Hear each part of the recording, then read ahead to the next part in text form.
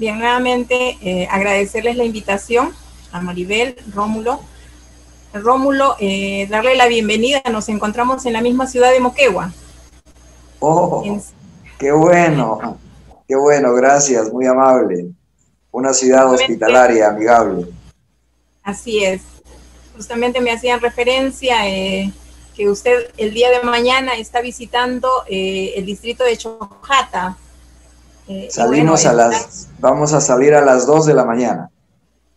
sí, es un lugar bastante bonito, con un paisaje bastante espléndido. Ya usted lo va a ver, ¿no?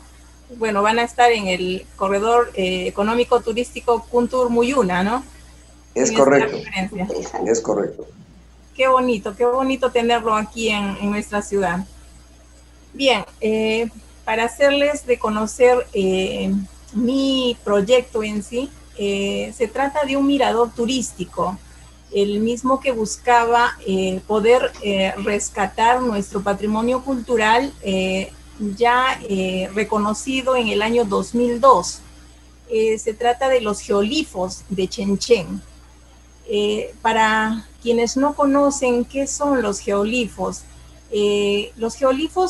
son una especie de figuras zoomórficas que están, digamos, plasmadas sobre la tierra, ¿no? De ahí que nace su nombre, ¿no?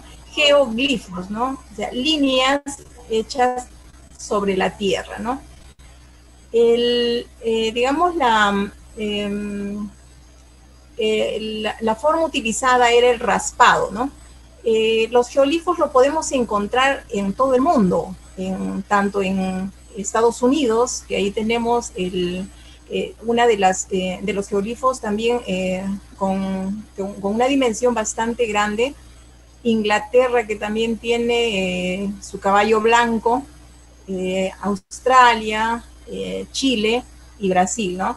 En nuestro país, como ustedes saben, tenemos las líneas de Nazca, ¿no? Una también denominado Patrimonio Cultural de la Humanidad. Entonces, nuestros geolifos aquí en Moquegua están ubicados en la zona de Chenchen, cerca a la misma ciudad de Moquegua, solamente a 10 minutos de la ciudad. Entonces, de ahí que hace 6 años, tanto mi familia como yo vimos la necesidad de poder de alguna forma permitir que los transeúntes y en esencia los turistas que venían a conocer nuestros geolifos, porque venían de distintos países, ¿no? Teníamos turistas asiáticos, turistas europeos, teníamos turistas de distintos lugares que llegaban a nuestra zona y que curiosos deseaban apreciar los geolifos. Pero como ustedes saben, los geolifos se aprecian desde un lugar distante, no en el mismo lugar. Entonces, ¿qué sucedía? Que durante, digamos, en el año 2000, es que ya se tenía proyectada una maqueta para la construcción. Sin embargo, esta nunca se llegó a ejecutar. Bueno, estuvo aprobado inclusive el proyecto a través del SNIP y todo ello, pero no se concretaba ello, ¿no? Entonces, de ahí que teníamos la necesidad de que esta condición, ¿no? Que de alguna forma estaba afectando los mismos geolifos porque curiosos, transeúntes, inclusive invasores, lo que hacían era desfigurar los geolifos. Y actualmente y lamentablemente esos geolifos tienen ya caminos, transectos que de alguna forma están haciendo que pierda su valor, ¿no? Están desfigurándose. Entonces, ¿cómo nace esto? Nace con la iniciativa de poder de alguna forma limitar esa pérdida, limitar digamos, el acceso a ese lugar y de alguna forma proporcionarle al turista o al mismo vecino nuestro, ¿no? A nuestros ciudadanos, una zona donde puedan divisar y apreciar nuestros geolifos, ¿no? Entonces, de ahí nace la idea de construir este mirador turístico y que tenía dos objetivos en sí, ¿no? Poder apreciar los geolifos de la zona de Chenchen y a su vez también apreciar nuestro majestuoso Cerro Baúl. No sé si ustedes conocerán, en Moquegua nosotros tenemos un gigantesco Cerro Baúl y de este mismo mirador también se aprecia este Cerro Baúl, ¿no? Ahora, sin duda, saludo, felicito y deseo el mayor de los éxitos en el proyecto del Mirador. Está completa digamos, la visión de lo que nos has compartido. Como curiosidad nada más, una profesional del derecho dando realmente un salto con una visión un poco más global, una visión hacia el turismo y la economía, porque esto descansa dentro de un contexto de competitividad donde mayormente les interesa al turismo receptivo, al turismo internacional. Muchas veces los propios peruanos a veces no le prestamos mucha atención, porque recursos turísticos en el Perú tenemos muchísimos, pero poco lo difundimos o poco lo apreciamos. Entonces, yo valoro eso. Cuéntanos un poquito cómo así de la inclinación, porque generalmente pues, los profesionales buscan especializarse en su rama, profundizar lo más que pueden, pero aquí hay un poquito, digamos, de una mirada hacia el lado de la economía, al lado de una visión global. Bien, sí, es algo que inclusive a mí misma me extrañó tener que de alguna forma direccionar, digamos, un emprendimiento empresarial distinto, digamos, a mi carrera, ¿no? Pero ¿qué me obliga a esta situación? Es justamente la necesidad y, bueno, la oportunidad. Para comentarles, cuando inicio toda esta situación, el lugar donde nosotros nos encontrábamos de alguna forma ya establecidos fue también una situación bastante litigiosa. No fue nada, digamos, fácil poder asentarse en el lugar. Fueron conflictos judiciales previos. Luego a ello, el inicio de la construcción de los geolifos con amenazas de demolición, con amenazas de denuncias penales, lo que lógicamente era mi campo y de alguna forma le pude hacer frente. Y como manifestaba Rómulo, muchas veces existen emprendedores que quieren tomar el riesgo, que quieren emprender, que quieren hacer algo, poder de alguna forma hacer algo por el turismo, por poder reactivar la economía, pero son o las leyes o son las autoridades, existen limitaciones que no les permiten hacerlo. Hacerle frente a eso muchas veces necesita decisión, necesita justamente ponerle frente, ¿no? a esas limitaciones, hacerle frente de repente a estas autoridades. Y en mi caso fue justamente eso, se me pusieron tantas trabas y se me siguen poniendo tantas trabas, pero es justamente mi profesión la que me permite de alguna forma salir de ello o hacerle frente a ello. Lógicamente uno conocedor de sus derechos, que es lo que siempre de alguna forma les hago llegar a mis alumnos, es eso, conocer tus derechos es lo que te va a permitir enfrentar al mundo. Entonces, si bien es cierto, di un vuelco, pero justamente es mi profesión la que me ayuda, uno, a poder hacerle frente, continuar con el establecimiento de mi empresa y de alguna forma también sostenerla, porque entenderán que iniciar una empresa no es nada fácil, no tiene la rentabilidad y mucho menos en esta época de crisis que nos encontramos por la pandemia. Interesante. Maribel, ¿cómo ves tú? ¿Qué comentario, qué preguntas tenemos para nuestra invitada?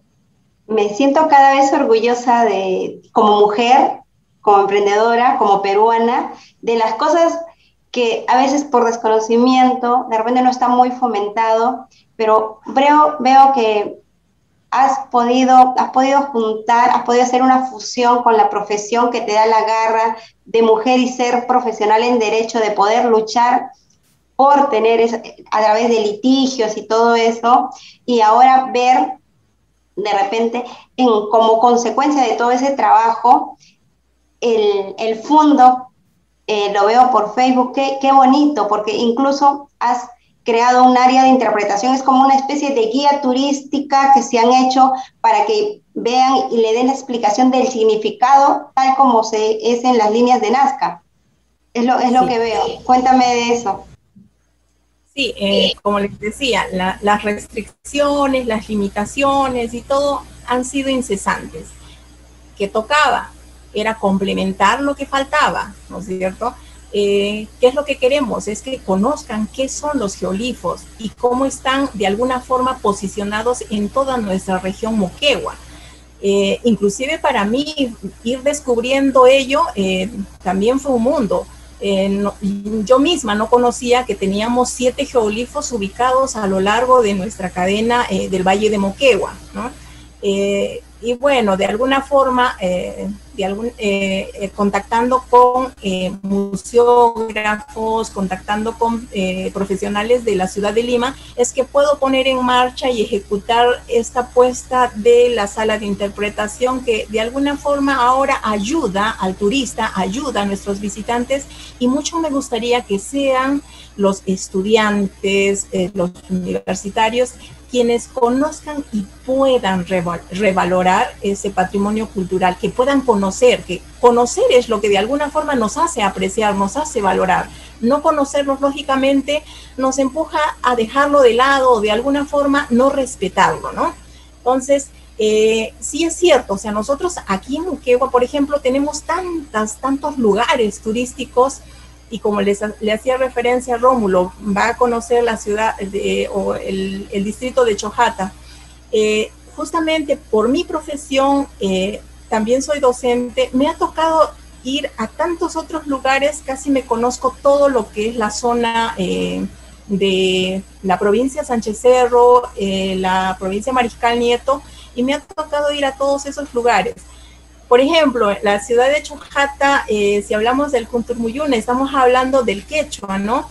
Pero, por ejemplo, mi lengua origen, mi lengua materna es el aymara. Moquegua está de alguna forma enlazado con estas dos tipos de lengua, y nuestras raíces nos permiten conocer ello, que eso es lo que busco también en los geolifos de Chenchen, poder de alguna forma proyectar ese lugar con todas las raíces que tiene nuestra ciudad de Moquegua, ¿no? Nuestra parte altoandina. En algunas ocasiones he podido de alguna forma hacer un desfile de trajes típicos con todas las vestimentas de diferentes zonas, ¿no? Y a su vez también hacerles ver, digamos, cómo nuestros ancestros tenían o utilizaban los batanes, que son los que de alguna forma también promocionamos en esta zona, y algunos otros artes como los tallados en madera, que de alguna forma han podido observar ahí en la página.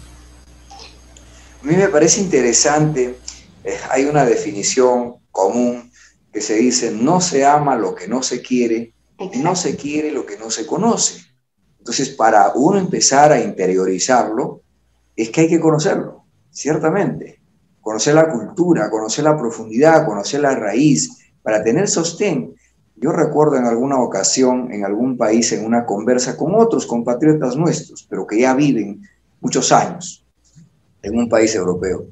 Y empezaban a decirme, pues, que obviamente están mejor en Europa por A, B, C razón. Y yo les decía: ¿tú conoces el Perú? ¿Cómo? Si yo soy peruano. No, te he preguntado si conoces el Perú. Puedes haber nacido en el Perú, como puedes haber nacido en Lima y no conoces los 450 petroglifos que está a Santa Rosa de Quires, a unos cuantos kilómetros de Lima, o la meseta de Marcahuasi. Y si nos vamos a otra región, como la que nos está compartiendo nuestra invitada esta noche, de poder tener la lectura a 10 minutos de la ciudad. Y en cada región, en cada lugar, hay riqueza turística.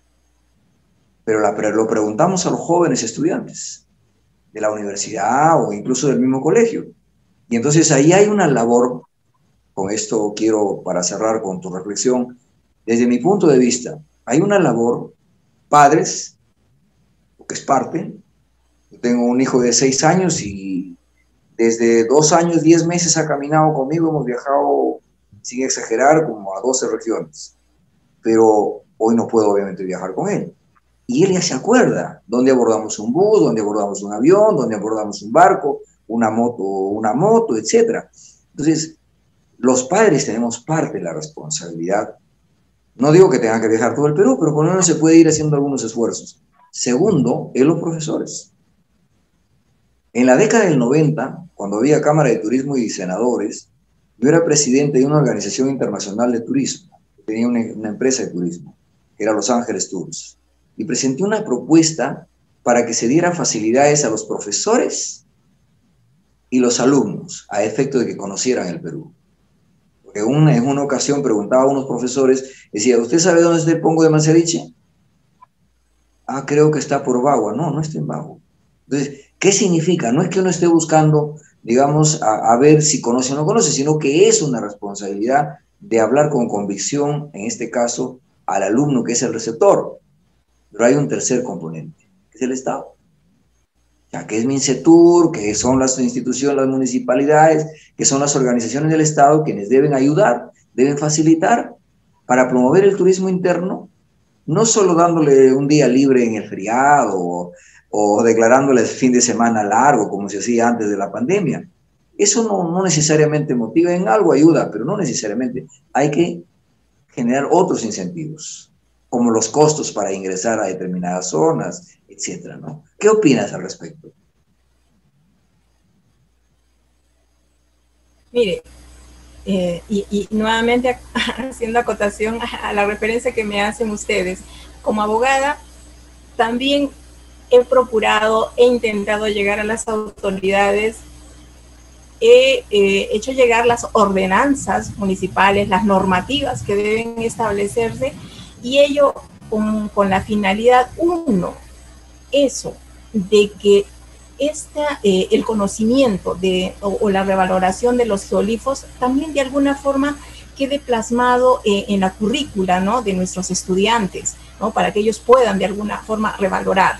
Las ordenanzas van justamente a normar, ¿no?, las limitantes, digamos, en el caso de los geolifos, lo que busca es el respeto de los transeúntes respecto a los geolifos y la demarcación territorial que a la fecha nosotros no tenemos, ¿no? Nosotros de alguna forma, hace poco ya se han perdido algunos geolifos que nosotros teníamos en la misma cumbre, pero son nuestras autoridades las llamadas justamente a poder de alguna forma poner coto y de alguna forma limitar o resguardar el patrimonio cultural y bueno, ¿no? Y que nos ayude, pues, ¿no?, a promocionar el turismo, ¿no?, que son lo que de alguna forma también lleva a que nosotros como ciudad o en el caso de las, digamos, de los entes necesarios, es que podamos recepcionar de alguna forma, digamos, ingresos, ¿no es cierto?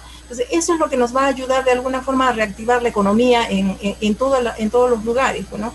Pero, lamentablemente, no se hace nada. Las respuestas que he recibido, y así literalmente que se me ha hecho llegar es, no es prioridad para mi gestión estas situaciones. O sea, algo bastante irrisorio para ellos de repente, de alguna forma motivar o ayudar, pues, ¿no?, a poder dar este tipo de normativas. Y hablamos solamente de gestión, no hablamos de, digamos, de aportes económicos, no hablamos digamos, de que sean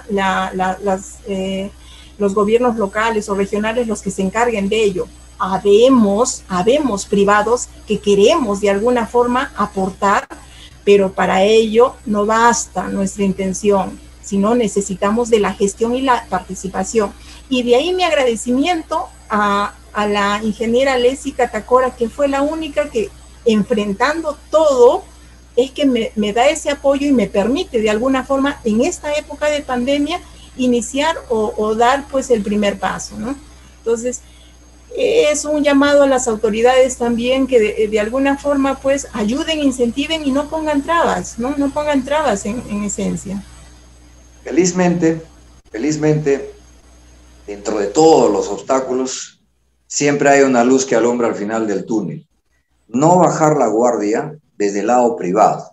Se lo digo a los alcaldes, lo digo a los gobernadores. Nosotros hemos firmado un convenio con el gobierno regional de esta región, justamente para impulsar Kuntur Muyuna, y por eso estoy acá, para quedarme toda la semana, justamente con ese ánimo de poder fusionar las voluntades en una acción concreta.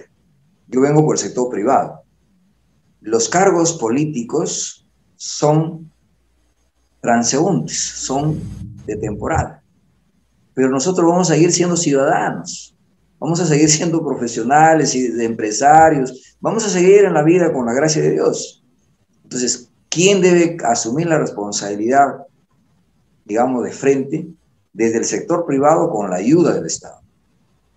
Que el Estado cumpla lo que dice la Constitución, usted como abogado lo sabe. El Estado facilitador, promotor. O sea, no un Estado que solamente espera que saques tu RUC y que te formalices y abras el negocio para que vengan a fiscalizarte, sin haberte dado ninguna alternativa de cómo se hace para crecer, cómo se hace para avanzar, cómo se hace para traer al cliente, al usuario, cómo se hace para generar. Muchas veces nos cobran sin saber por qué nos cobran sin darnos el servicio que deberían de darnos. Entonces, eso debe cambiar. ¿Pero quién lo va a hacer cambiar? Nosotros, el sector privado, tenemos que seguir en esta línea, doctora. Tenemos que seguir consolidando estos eslabones. De aquí viene, como digo siempre, nosotros trabajamos del campo a la ciudad y del Perú al mundo. Yo no espero de Lima a la provincia, es al revés. Por años venimos cometiendo errores, dando normas desde Lima, cobrando desde Lima, los que pagan para ingresar a Machu Picchu, y la plata se va al MEF. Y del MEF sale el presupuesto para administrar Machu Picchu. Es decir, estoy poniendo un ejemplo que sucede con muchos otros lugares. Es decir, de Lima nos dictan lo que hay que hacer cuando la riqueza está al interior del país. Cuando lo que hay que hacer es interpretar la realidad del interior del país. Falta una carretera, falta un camino, falta un botiquín. ¿Qué es lo que falta para darle consistencia, funcionalidad, darle valor al lugar?